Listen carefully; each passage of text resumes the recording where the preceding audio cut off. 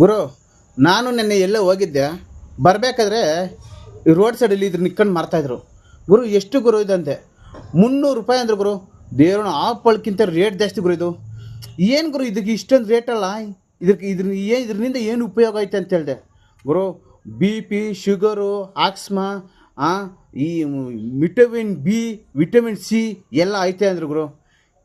ಯಾವ ಥರ ಇರುತ್ತಪ್ಪ ಇದು ಅಂದ್ಬಿಟ್ಟು ಕೊಡಪ್ಪ 1 kg ಅಂದೆ ಗುರು. 500 ರೂಪಾಯಿ ಕೊಟ್ಟರೆ 200 ರೂಪಾಯಿ ವಾಪಸ್ ಕೊಟ್ಟರು ಗುರು ದೇವರಣೆಗೂ. ಆದರೆ ಒಂದ್ಸಲಿ ತಿಂದು ನೋಡ್ಬೇಕಲ್ಲ ಅನಿಸುತ್ತೆ ಅಂತ. ಹೆಂಗಿರುತ್ತೆ ಅಂದರೆ ದೇವರಣ ಗುರು, ನೋಡು, ಒಳ್ಳೆ ಮೊಟ್ಟೆ ಇದ್ದಂಗೆ ಐತೆ ಗುರು. ವಾವ್, ಗುಳುಮ್ ಅಂತ ಹಾಕ್ಬಿಡು ಗುರು. ಆಹಾ, ಸೂಪರ್ ಆಗತ್ತೆ ಗುರು. ಚಿಂತಾದ್ರೆ ದೇವರಣಗೂ ನಾನು ಯಾವತ್ತು ಈ ಥರ ಟೇಸ್ಟ್ ಯಾವತ್ತು ತಿಂದಿಲ್ಲ. ಚಿಂತಾದ್ರೆ ಇನ್ನೂ ಚಿನ್ನೋಣ ಅನ್ಸದ.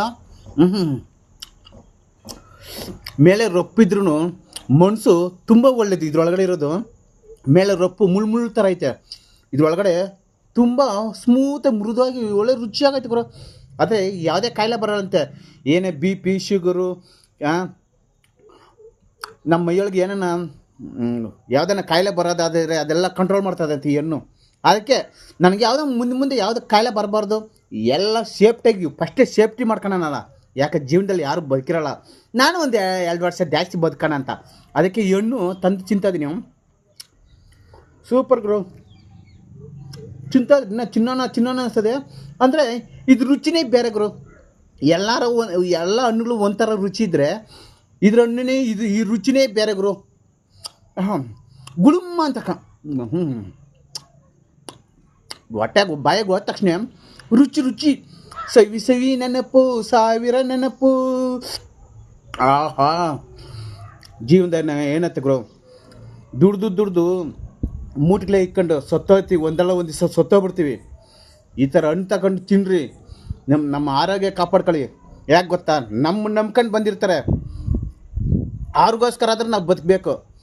ಈ ಥರ ಹಣ್ಣು ತಗೊಂಡು ತಿನ್ನಿ. ಡ್ರಿಂಕ್ಸು, ಹಣ್ಸು, ಗುಟ್ಕಾ ಅವೆಲ್ಲ ಹಾಕ್ಬಿಡಿ. ಈ ಥರ ಹಣ್ಣು ತಿನ್ನಿ. ಇನ್ನೊಂದು 10 ವರ್ಷ ಜಾಸ್ತಿ ಬದುಕೋಣ, ಇಲ್ಲೊಂದು 5 ವರ್ಷ ಜಾಸ್ತಿ ಬದುಕೋಣ. ಅಷ್ಟೇ ಗುರು ನಾನು ಹೇಳೋದು. ದೇವ್ರ ಸತ್ಯ ಹೇಳ್ತೀನಿ. ನಿಮ್ಗೇನಾದರೂ ತಿನ್ಬೇಕು ಅನ್ಸಲ್ಲ, ಆದರೂ ಈ ಥರ ತಿನ್ನಿರಿ. ಒಳ್ಳೆ ಫ್ರೂಟ್ಸ್ ತಿನ್ನಿರಿ, ಒಳ್ಳೆ ಊಟ ತಿನ್ನಿರಿ. ಜೀವನದಾಗ ಏನೈತೆ, ನಾವೇನು ಒತ್ಕೊಂಡಾಗಲ್ಲ. ಎಂತೆಂಥ ಬಿಲ್ಡಿಂಗ್ ಕಟ್ಟಿರೋ ಬಿಟ್ಟೋಗ್ತಾರೆ, ಎಷ್ಟೆಷ್ಟು ಕೋಟಿ ಇಕ್ಕಿರೋ ಬಿಟ್ಟೋಗ್ತಾರೆ. ನಮ್ಮದೆಲ್ಲ ಯಾವ ಲೆಕ್ಕ ಇರೋ ತನಕ ಖುಷಿಯಾಗಿರೋಣ, ಎಂಜಾಯ್ ಮಾಡೋಣ.